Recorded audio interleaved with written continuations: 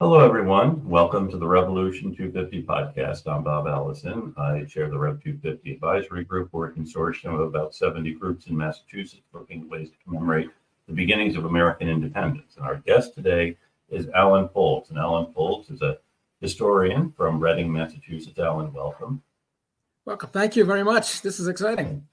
Great. And in addition to being for 27 years the moderator of the Reading Town Meeting, you also have written about Boston ballparks and arenas, Lynnfield 2 centuries. You've written about the Masons in the Revolution and other things. You also have a podcast. It's also history, tales and tidbits from Alan's archives.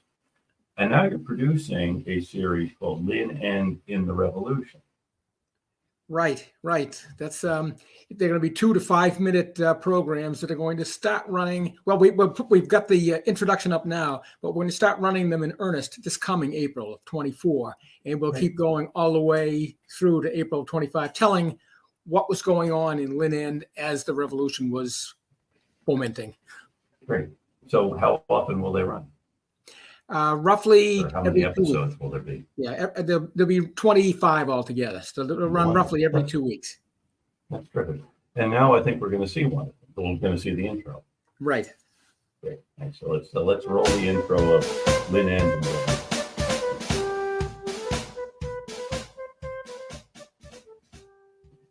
Lynnfield, or Lynn End as it was called, was involved in the American Revolution from day one, April 19th, 1775, together with every Middlesex village and farm, as well as those here in Essex and Suffolk and Norfolk.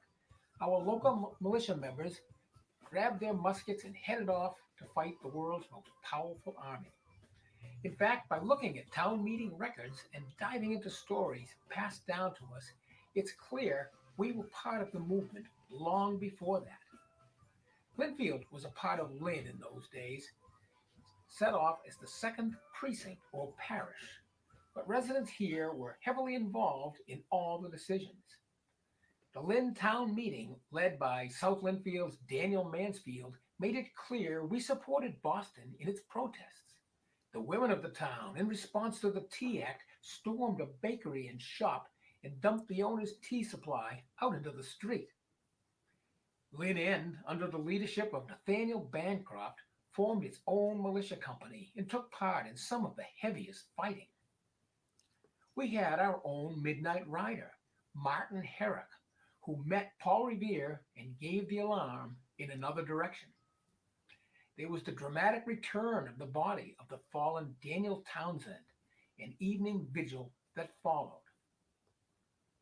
On a regular basis leading up to the 250th observance, the Lynnfield Historical Society will take a look at many of the events and characters that led to that fateful April morning. The actions of the Lynn End militia and all of eastern Massachusetts put us on the road to the creation of a new nation.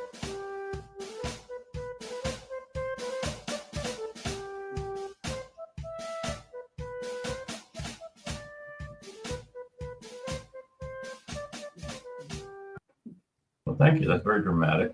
Gives us a good introduction to what's happening in Lynnfield. So Reading was then part of Lynnfield? No, the reason that I'm involved with both is I grew up in Lynnfield and I've lived in Reading for the past 43 years. So I am involved in both the Lynnfield Historical Society, where my father was president for several years. My mother was heavily involved, and I've been involved in Reading since I moved here back in 1980. Okay, that makes sense. I mean, we do all move around. And, okay. I will point out. We do all move around, and as did people then. And, I will point out there is a connection. Martin Herrick, the Midnight Rider, came to both Reading and Lynnfield, so it kind of works well. Yes. Okay. It does. So what can you tell us about Martin Herrick? Well, that's really how I got involved in this. I was a history nerd even as a little kid, and I was fascinated by this marker that was in the old burying ground in Lynnfield. It's a tall obelisk-like thing that lists all of the founders of the Second Parish Church and the members of the militia who went to the battle on April 19th. But at the very bottom, there's a note that says Martin Herrick, met Paul Revere and gave the alarm in another direction. So as a kid, I always thought, well, I know about Paul Revere and Dawes and Prescott. Who's this fourth guy? And why doesn't anybody know about him? So I dug into him and found that he was a local doctor. He actually had lived in North Reading before that, but moved to Lynnfield when he became a doctor. And he was in town for 40, 50 years, married Sally Wright of Middleton and raised 2 daughters, and is the last person buried in the burial ground. But beyond that, I didn't know a whole lot about him, except that there were references to him riding into town up to Gowing's Tavern and telling of the British advance. But then I got interested, thinking, well, if Lynnfield and Reading and Stoneham were notified by this guy, there must have been others. So I started this 50-plus year digging into the other riders, and I found riders all over eastern Massachusetts, which makes sense. So many of these towns and villages made it to the battle. Yeah. Did Revere and Herrick know each other before this?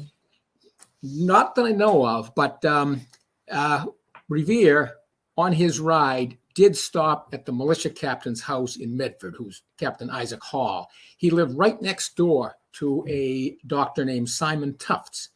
Tufts, before you ask, I think was the grandfather of the founder of Tufts University.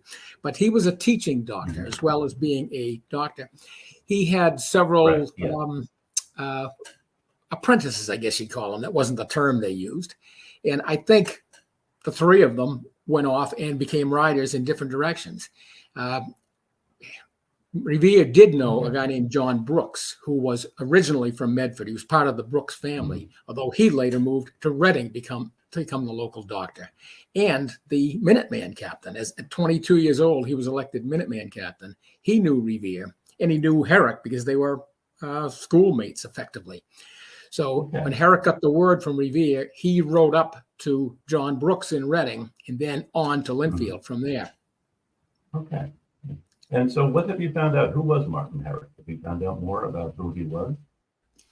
Like I said, he was mostly after the battle, he joined the Navy, became a naval surgeon in the Continental Navy, was actually captured twice. He was a POW twice, but eventually came home and moved to Lynnfield, where he became the first local doctor.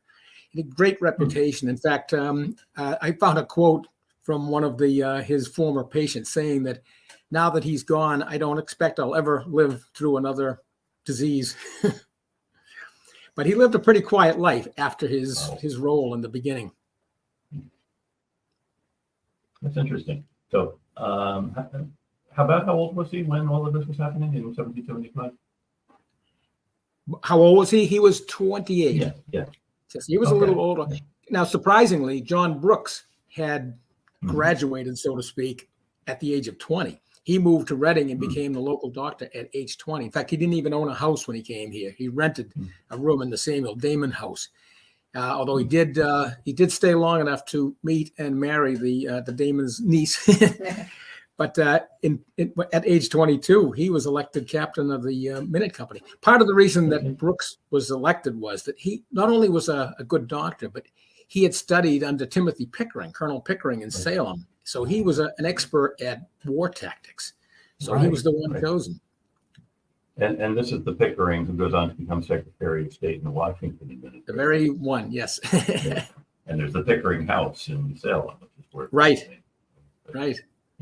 So you're surrounded by this history and now you're really doing a great job of showcasing it, or getting more people interested in it or knowing about what happened, aside from just Paul Revere met Martin Herrick. Right. So in fact, as part of Rev 250, I'm involved with both the Lynnfield Historical Society and the Reading Antiquarian Society. And we're hoping to, in some way, recreate Martin Herrick's ride. It may be a staged ride where he comes into each individual town, but we can trace him through Stoneham to Reading to Lynnfield. Wow. About how long of a ride was this? Probably 12 to 15 miles, maybe a little bit longer because we don't really know exactly the route he took. But it's pretty obvious he went straight out of Medford by the home of Samuel Sprague, who was captain in Stoneham, and then somehow went up through what is now the Middlesex Fells. Okay. And so then the militia from these towns turned out and went down to answer the alarm. That's right. The Reading group, now Reading was made up of what is today North Reading, Reading and Wakefield. Those troops headed toward Concord. They actually met the British Army at Merriam's Corner. The Lynnfield group, as well as the other pieces of Lynn, went the other direction and met the British in Menotomy. In fact, 3 of the members of the Lynnfield Company were killed at the Jason Russell House. Oh, wow, interesting. Now, in your research, have you found that there was maybe they had a list of officers, or that Herrick knew who he was looking for, or did he? Well, of course, this was treason back then, so they didn't write a Yes. whole lot down. Yeah, they're not saying these are the key people. Yeah. But it looks as though he went to Sprague. He may very well have gone through what is now Wakefield, but it's not absolutely clear on that. But he did go to Reading. And in fact, when he got to the Damon House in Reading, Brooks was supposedly attending to a patient at the Hartshorn House around the corner. Well, Hartshorn was a member of the local committee of safety, and also a member of the Minute Company. So it's more likely they are planning things. Brooks had been in Boston the day before and had supposedly talked to Dr. Joseph Warren. Right. So we'll put attending to a patient in quotes. Yes, right, yeah. So in my research, go ahead, I'm sorry. No, go on. I was going to say, the research has taken me beyond just Herrick and Brooks. I think there was a third rider who came out from Medford as well, although this is conjecture. I'll say that right off the bat. There was another student there named John Sprague, who was from Malden. Now, we don't know that he went up to Malden, but somebody rode up the Medford Road into Malden with the word knocking on Kettle's Tavern before heading off to Saugus. Now, after the war, Sprague bought Kettle's Tavern. So both his father and his brother were members of the militia company. So it's a good bet that it was him, but we don't really know for sure. Okay. Now, speaking of taverns, you're also involved with the Friends of Parker's Tavern. Can you tell us a bit about that? Yes, the Parker Tavern it's owned by the Reading Antiquarian Society, and it is effectively the town museum. It's probably the oldest house in town, although there's some question about pieces of other houses that might be older, but it's the oldest house in town that's still pretty much the way it was back then in place. That actually has an interesting story a year after April 19th. When after the siege of Boston ended, after the evacuation took place, 3 transport ships came into the harbor, hadn't heard about the evacuation yet. Yeah. It was led by a guy named Archibald Campbell. Well, they were all captured right away. And Campbell himself was taken to the Parker Tavern and held there for a few months before eventually being shipped off to the Concord jail. Wow. So Campbell himself liked the tavern. I guess he was treated pretty well here. He was given, it was like a gentleman's agreement. He was held in the tavern, which meant he couldn't go more than a mile from the tavern. And they used to picnic. They used to picnic up on a place that's today called Scotland Hill. And in fact, these are all Scottish soldiers. Yes, all Scottish, right. So he actually received 2 votes for selectmen, and that didn't please the town fathers too much. But he didn't decide to stay, though. No, but then he gets shipped to Concord, and he didn't like the Concord jail at all. It was more like a jail. In fact, he made a plea to George Washington asking to be more like a jail than a tavern. Yeah, right. Wow. But then he eventually was traded. He was where did he go? It was a prisoner exchange for Ethan Allen, and he eventually got back into the army and became the military general of Georgia. And then later on, I believe he was the general. I mean, not the governor. Excuse me, military governor of Georgia, and then later governor of Jamaica. And then he's buried in Westminster Abbey now. Wow. Well, from Parker Tavern to Westminster. Yeah. Right. Now, you also mentioned that Dr. Simon Tufts in Medford lived next door to Captain Isaac Hull. Is he related to the Isaac Hull of the USS Constitution, or is this a different Isaac Hull? Actually, I think I was mixing that up. I was thinking of Hull when I said it. It's actually Isaac Hall. Hall. Okay, that makes much more sense. Probably said I thought Hull was because from Connecticut. Right. Yeah. Easier to make. Now, Tufts, I think. Go on, Alan. I was going to say again. Revere doesn't mention him by name. He just mentions he stopped at the militia captain's house, which happened to be Isaac Hall. But even years later, when he was giving his deposition to the Massachusetts Historical Society, Revere was still careful about not using people's names. Right. Yeah, it's interesting. He keeps that discretion. How do we know about him meeting Martin Herrick? I mean, where's that story documented? Well, that's partly legend, but it's probably something to it. Like I said, it's on the marker that he met Paul Revere. And history books written in the 1890s, which are, of course, now about third hand, but the author, Thomas Wellman, had spoken to the children of people who were there and talked about Martin Herrick breathlessly riding up to the Gowing Tavern and giving the word before heading back to home, which was North Reading at the time. So it's a little bit of hearsay, but they did get the word somehow, and it seems to make sense that it was him. Yeah, interesting. Now, you've also done a bit of work with looking at the history of the Masons in this period. Can you tell us a little bit about how the Masons might have been involved? Well, there's all, again, it's somewhat legend, but there's all kinds of rumors that there was a lot of talk among the Masons that were planning the revolution. Paul Revere, of course. John Hancock was, although more like in name only. He really wasn't as involved as Revere was. But Revere, through the Masons, had all sorts of connections with just about everybody in town, at least all the movers and shakers. And so there's something to that, whether it was an organized thing or not. Yeah. Is there a Masonic group in Reading, Lynnfield? You know, There's a Masonic. I'm not asking you to betray any secrets. Yes, there is a Masonic hall in Reading. There's a Lynnfield Lodge, although they meet over in Wakefield, but there is a Lynnfield Lodge as well. Yeah. And about how big were these towns in 1775? They were pretty small. I mean, especially like Lynnfield. It wasn't even a separate town yet. It was the second precinct or parish of Lynn. And there were 38 people in the militia compared to like Saugus, which was the third parish that had, I think, 65. Although it's funny that Lynnfield group lost 3 of its members. It really got hit the hardest of the Lynn groups.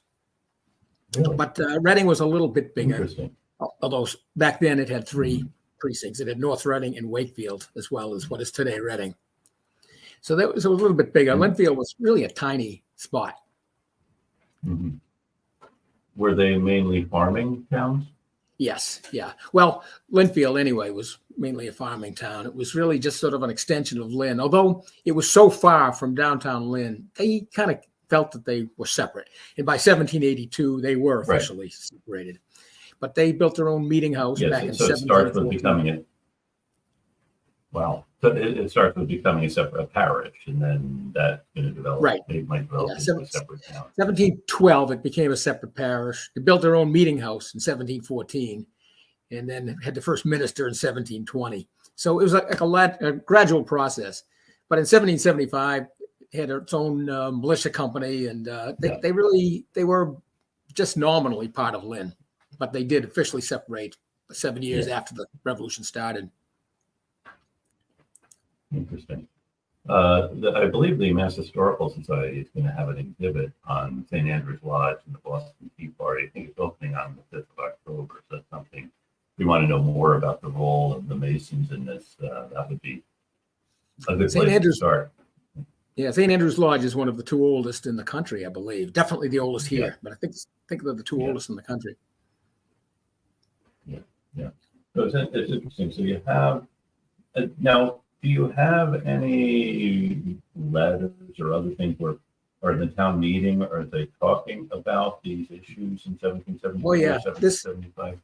That part of the story is near and dear to my heart, being a moderator for a long time. Yes, there were a lot of mentions of the issues in the town meeting. It was Lynn's town meeting at the time, in Lynnfield anyway. And but the regular moderator was a guy from Lynnfield. And there were constant mentions of the impending problems. In fact, on December 16th, 1773, the day of the Tea Party, there was a resolution passed in Lynn supporting whatever Boston decides to do with the boycott of imported tea. And Wow. just 2 or 3 days later, they found out what had happened. The women of the town stormed into a local bakery and tea shop, and demanded that he get rid of all of his imported tea. And when he wouldn't, these women grabbed the tea and dumped it out in the street out front. Wow. So they had their own little tea party. That was like Lynn's. Yeah, that's interesting. Now, are you going to be commemorating that this December? Oh yes, yeah. We'll have something. It won't be a big part of it, but we will definitely do something for that. Maybe we'll dump tea out in the summer Create a street. Starbucks. Or, Yeah, right. that would be good. That would be good. Yeah. That's fascinating. And so the town, so Lynnfield is still part of Lynn, which is the Lynn Town meeting, and they're the ones making the resolution about. Right. It was still they were going to the Lynn Boston. Town meeting. Yes. Yeah. Interesting. Yeah. So that's they had their own meeting house, and they had their own parish meetings, but the town meeting was in what was called the old tunnel meeting Right. house on Lynn Common. Does it still stand? No, the Lynnfield one does, but not the Lynn one. The Lynn one's long gone. Okay. Yeah. Fascinating. So this action, a lot of times the history presents this as being very Boston centric, but what we're seeing is there's actually all of this action going on in Lynnfield, Lynn, Reading, Malden, Medford, these other towns north of Yes. Boston. Yes, in fact, there were other riders from that. When I was doing my research, I kind of lumped them into what I call hubs. They didn't call them that, but there were riders went out from places like Okay. Lincoln, which was very close to the action on that day. It had its own set of riders. Let's see if I can come up with some of the names. Yeah. Josiah Nelson was actually assigned in Lincoln to head to Bedford with any news. And he must have known something was coming. He was awake in the middle of the night, waiting. And then he heard the horses coming up the street. It was, of course, pitch dark. There's no street lights or anything back then.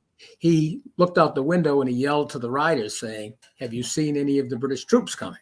Well, it was 2 members of the British troop on horseback. One of them came up to him and facetiously said, "I'll let you know if I see any." Took his sword out and slashed poor Nelson across the forehead. But undaunted, Josiah Nelson dressed his wound, headed off to Lincoln with the word. And then Wow. Samuel Prescott, who of course more or less finished Revere's ride, he stopped at Ephraim Hartwell's tavern and then Hartwell sent word over to his son, who was a sergeant in the militia. And then Hartwell's wife, Mary Hartwell, hopped on her horse and rode over to Captain Smith. So a lot of things went out from Lincoln. And then, of course, Concord was another big hub. Benjamin Tidd and Nathan Monroe were jointly assigned also to go to Lincoln. So Lincoln was very well warned. But they not only went to Lincoln, they stopped at every house along the way. They actually gave a report later as to where they went. And then a guy named Reuben Brown was sent down to Hopkinton. William Parkman went to Sudbury to Captain Thomas Plimpton. And then Samuel Prescott's brother, Abel Prescott, was sent to Hopkinton.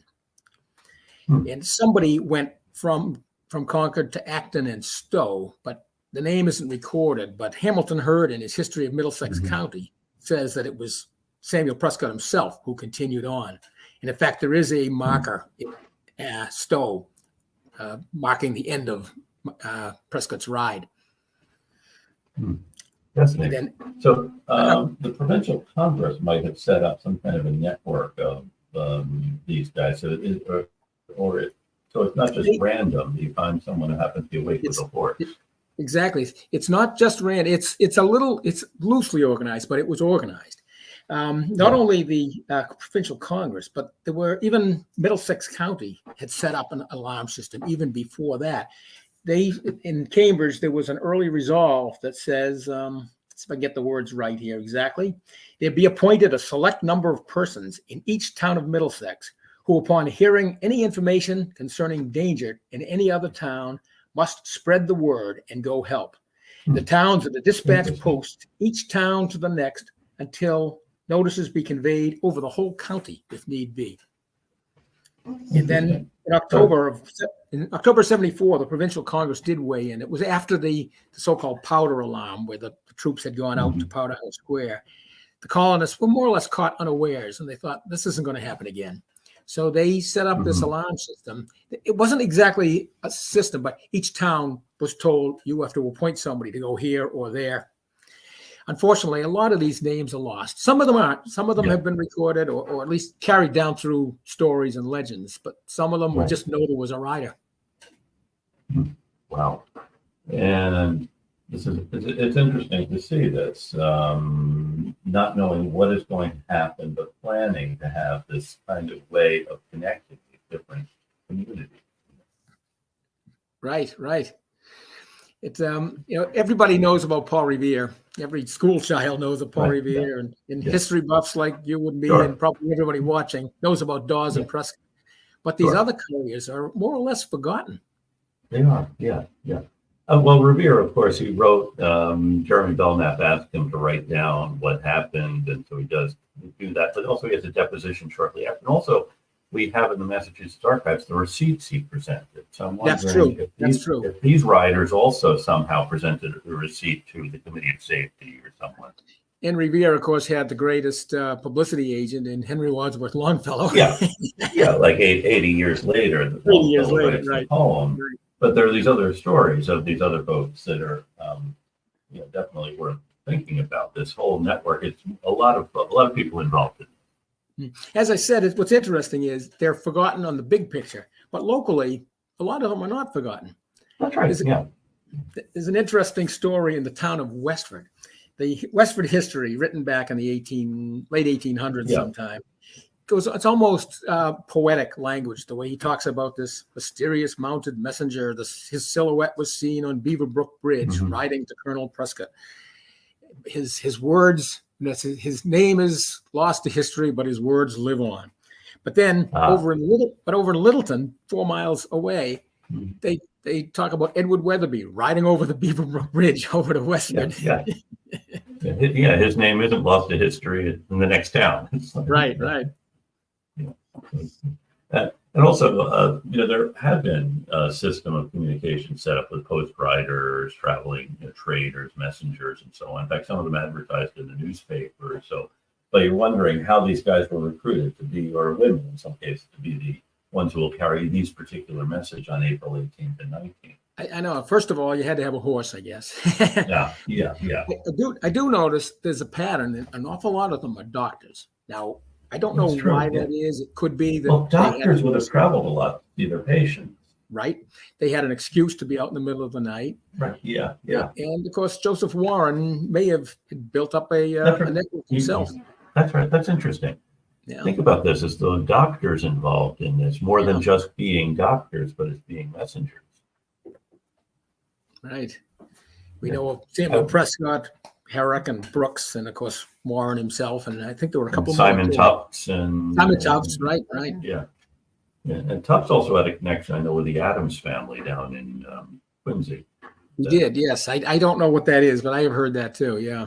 I know there's a frequent correspondence of John and Abigail. But it's interesting to think about the way that because I think maybe we give too much credit to the lawyers or the merchants, and I think about the role of the doctors in this is an interesting way of looking at it. Yeah. So now you've also been doing this great history podcast, these short takes on different things that come out of your research. It's also history tales and tidbits from Alan's archive. So how did you decide to do that? Well, like I said, I've always been kind of a history nut, right from my earliest memories, and especially local history. I like to be able to go see the places things actually happened and kind of imagine what it was like 100 years ago, 200 years ago. So I've just sort of collected a lot of these smaller stories. I wouldn't say smaller, but stories you don't see in the history books. You don't get taught in history class. And I thought I could put together 10 to 15-minute stories on these. Maybe there isn't enough for a book or an article even, but something that people would be interested in. Some of the examples, recently I did one on the Boston Post cane, which was, of course, a cane given to the oldest resident in town. I did a story on the Pickwick Club disaster, a building that collapsed in 1925 and killed killed about Right. half of the people who were in there at the time. It was actually the jitterbug. People were doing the jitterbug. Yeah, he said it was brought down by a song. Yes, brought down by a song. Right. Yeah. And so stories like that, they're not necessarily revolution stories. They're just things Yeah. that have happened in New England that, like I said, I think people are interested in. They are. Well, they're fascinating stories because there's histories, and it's not just the revolution. All kinds of other things have happened in these Right. various communities. Now, your first one dealt with the famous 19th of April with Adams and Hancock, but also there's a cow involved. You want to tell us about that part of the story? Yes. Adams and Hancock were, of course, out in the Hancock Clark house when word came to them, and they were convinced they needed to get out of there because they would be prime targets of the troops. So it was actually Paul Revere that helped them get their chest out of the building, which contained a lot of the provincial Congress records. So they went out into the woods at first while the battle was going on, but Hancock didn't want to be walking through the woods. He waited until his wagon showed up.